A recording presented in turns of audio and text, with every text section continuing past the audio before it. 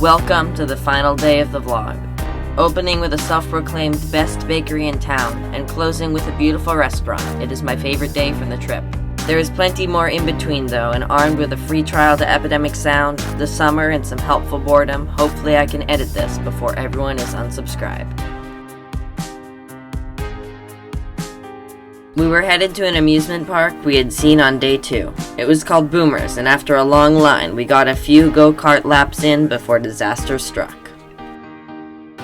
This is great. The go-karts look great. The boating place is exciting. Might get a little bit wet.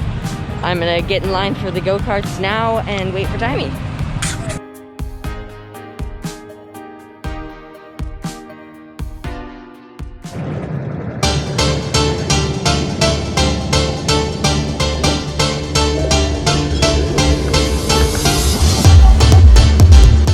It felt just fast enough to get my heart pumping. Though the safety was non-existent, I was able to push the cart to its limits, feeling the tires skip on the tarmac.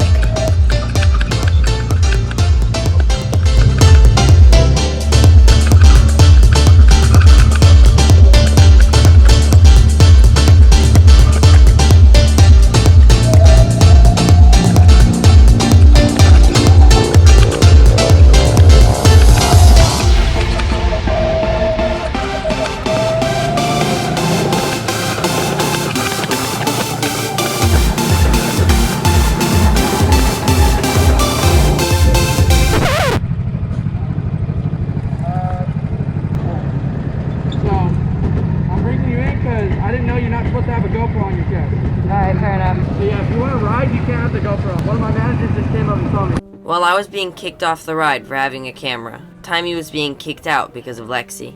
Thoroughly disappointed, we took a refund and rushed out. We felt defeated, crushed, our plans had been scattered into the wind. But we steeled ourselves and found something even better. The thing that defined our trip. It really shows how fortunes can change if you let them. We were going to the 49 Palms Oasis. It was buried deep in Google, not well known. As we walked down the third dusty path to the third oasis, we had no idea what we would find.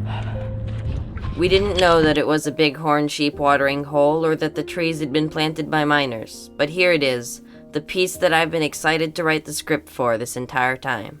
Here is the time for the artful blithering that I've been saving since day 3. The oasis was a vibrant island of fan palms and birds in a sea of dull, arid land. Cutting into a mesh of half-paths, muddy puddles, papery fronds, and blackened trunks, we squelched, leaped, and trundled from one tip of the island to the other. This is awesome. It's like a jungle. It did feel like a rainforest, like nothing was set, pruned, or accounted for. It felt different than any other greenery in the desert. It felt wild. Oh, this is awesome. Here's the water. Oh, really?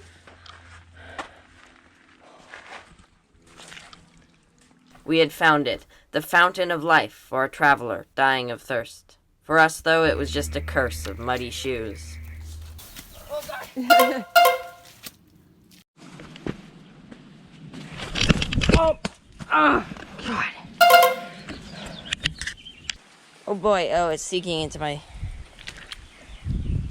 We dove even deeper into the heart of the greenery, marveling at the sights and sounds. Oh, it's so beautiful, though. Oh my God. Then we made it to a place of contemplation, the infantile version of which we had seen at Cottonwood. We sat, soaking in the incredibly saturated green, contemplating on the bird chattering, and just calming down, accepting.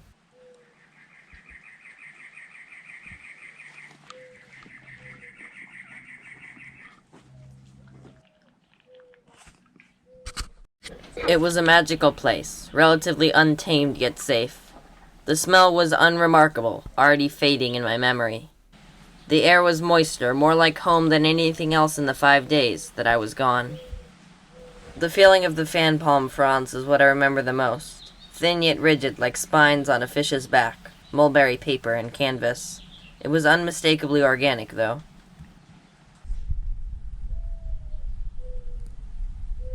In the end, that glade was a place of reflection, and also freedom.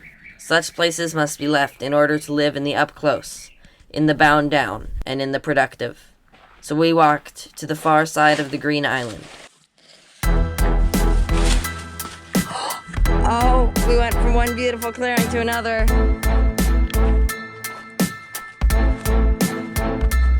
This is the best thing ever.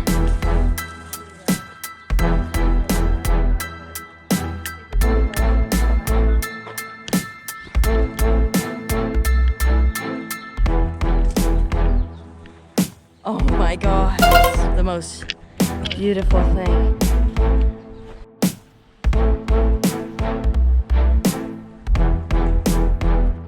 There's the end of that oasis, and here's a cinder block house thing.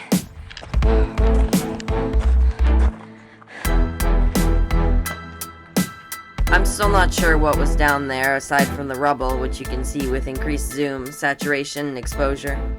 But if I were to go back, I would lower down the GoPro and see if there was more. We had reached the other side of the island, and it was time to turn back, knowing what was in the hole or not. That was like one of the most amazing things I've ever seen. Funny.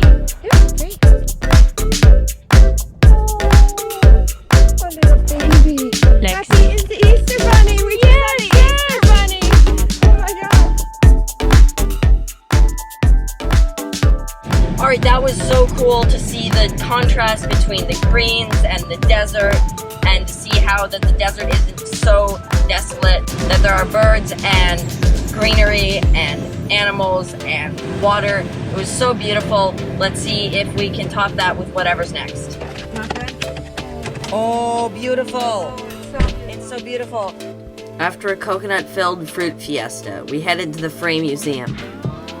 They were showing an exhibit by someone named Albert Frey. However, we didn't have the tickets and we had to leave.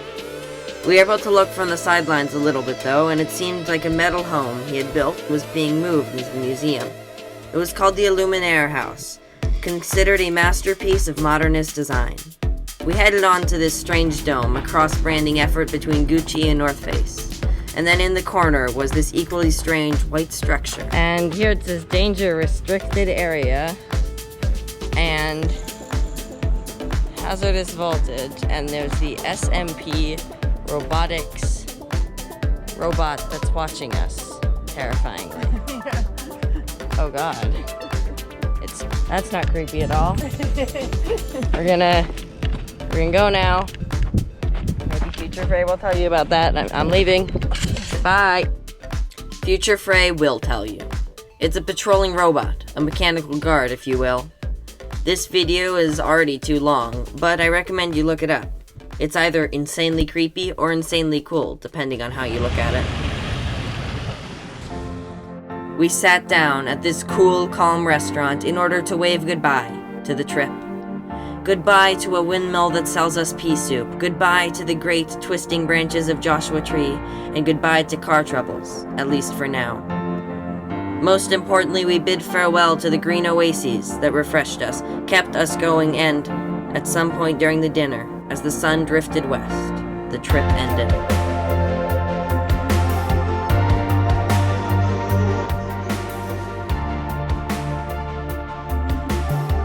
"86 days ago, I sat down here. Yes, sit, I'm on my knees. And I didn't know what was gonna happen. But now, after so much time, after so much work and just so much fun, I've done it. I've completed my first series. I've actually made a whole thing all the way through, and I'm so happy about that. I've learned so much from this about myself, about you guys, the viewers, and of course about filmmaking and editing. And now I'm ready to move on to what's next. What's next is filming for the Humane Society, links down below, and also working on a Mark Rober video for his 30-day engineering class, and also just having fun with whatever comes up. I'm so happy to have done this, and it's all because of you guys. I wouldn't have the motivation if you guys didn't watch and like and subscribe and do all of the things that let me know that, hey, you care about this, you want to keep watching this, and then I'll make it. That's really where my motivation comes from. now I'm gonna move on to the next thing. And hopefully, if I play it right, I'll get another beautiful vacation to film. And you guys will see another vlog of hopefully better filmmaking quality.